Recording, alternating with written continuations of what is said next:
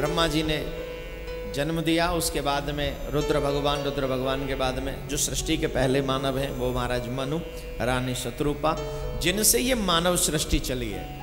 महाराज मनु और रानी शत्रुपा ये पृथ्वी के पहले मानव हैं। बहुत से लोग हमें सिखाते हैं, हमें बताते हैं कि हम लोग इंसान होने से पहले बंदर थे, आदि क्या ऐसा बोलते हैं, बंदर थे। सिखाया जाता है, किस किस बच्चे ने पढ़ाई है कि हम लोग पहले बंदर थे। कैसे साल पहले, ये भी तो बता दो, कितने हजार साल पहले थे हम बंदर भाई? अरे आप लोग भी पढ़े होगे? नहीं, मैं तो गया ही नहीं, इसलिए मुझे तो पता ही नहीं, मैं तो पढ़ा ही नहीं। आप बताओ, कोई नहीं है पढ़ा लिखा? सौरे मेरे जैसे ही आएगा। चलो, मैंने सुना है कि कोई लोग कहते हैं कि हम लोग 2-2.5 हजार साल पहले हम लोग मानव बंदर थे, आदि मानव बंदर जो भी। भगवान श्री कृष्ण 6000 वर्ष पूर्व आए, मिनिमम 6000 वर्ष पूर्व। तो उस समय वो इंसान कहां से आ गए? राम जी सत्ययुग में, त्रेता युग में आए।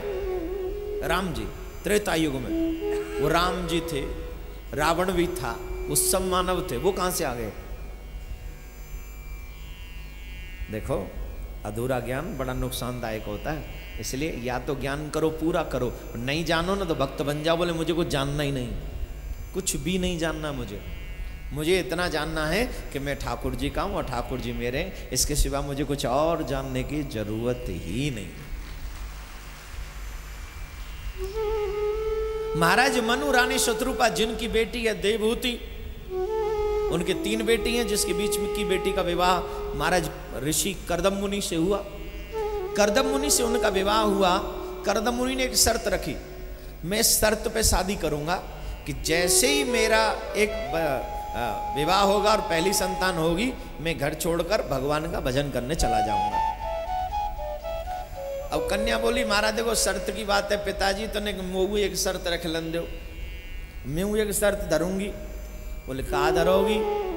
बोले महाराज जी शर्त है, पहली संतान छोरा हो तो जइयो, छोरी हो तो नहीं जान दूंगी।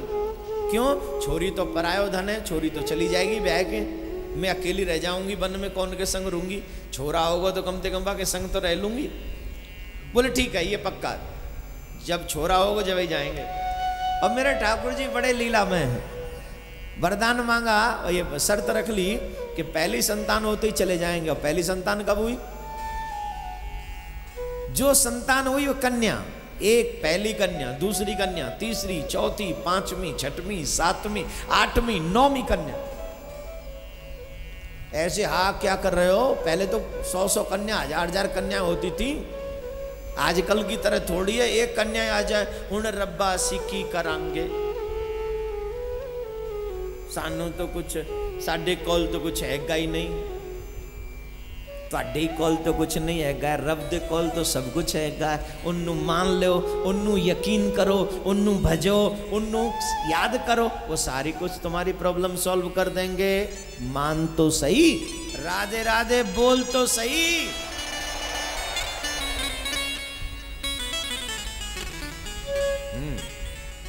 नौ कन्याएं हुई। तब कर्दम मुनि बोले प्रभु कहाँ पहले ही इतनी, कृपा करो। तब 10वीं संतान के रूप में स्वयं कपिल देव भगवान प्रकट हुए। 24 अवतारों में से एक हैं।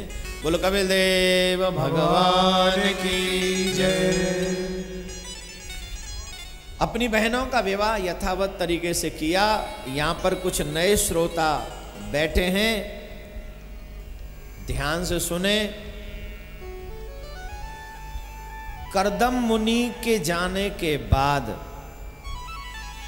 देवहूति ने प्रश्न किया,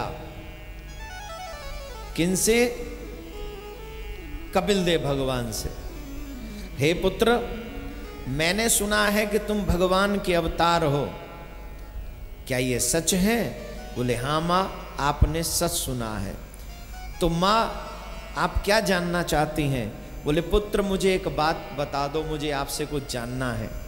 आप लोग सब ध्यान से सुनना, क्योंकि ऐसे प्रश्न आप कभी नहीं करते हो। थोड़ा ऐसे बैठो। हाँ,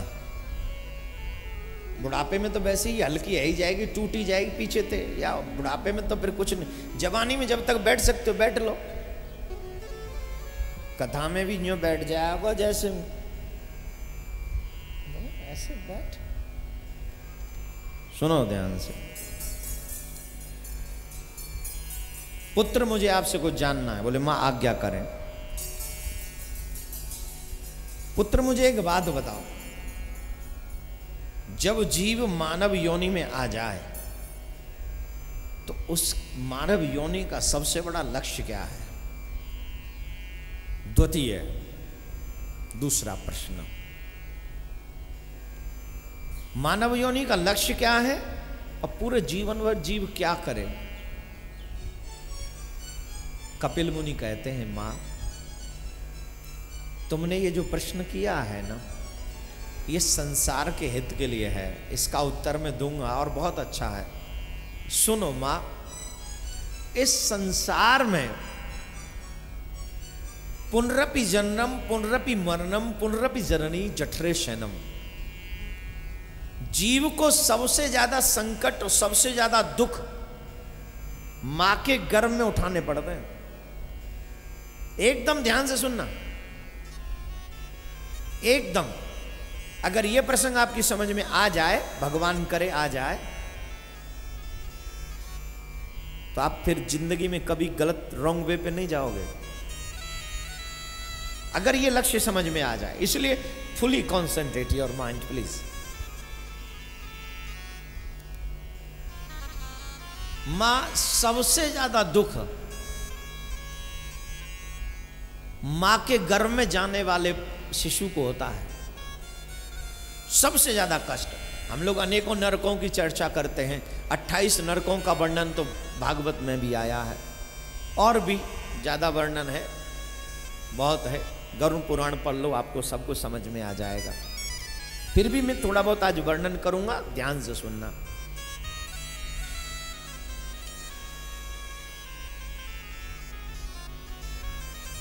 जब जीव मां के गर्भ में जाता है तो सुनो वो क्या कष्ट उठाता है।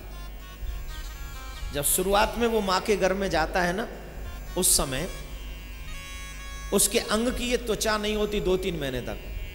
शुरुआत में एक मांस का लोथड़ा होता है, एक मांस का लोथड़ा।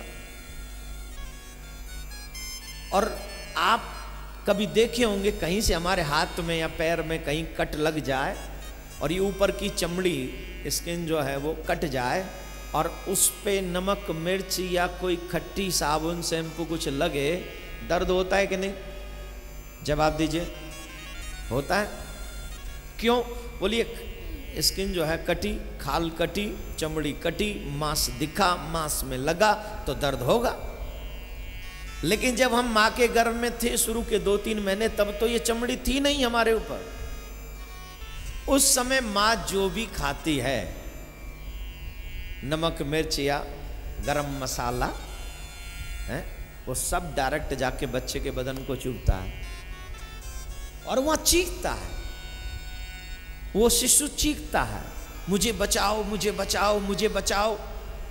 लेकिन दुर्भाग्य से उसकी आवाज वहां पर सुनने वाला कोई नहीं है, कोई भी आवाज नहीं सुनता उसकी।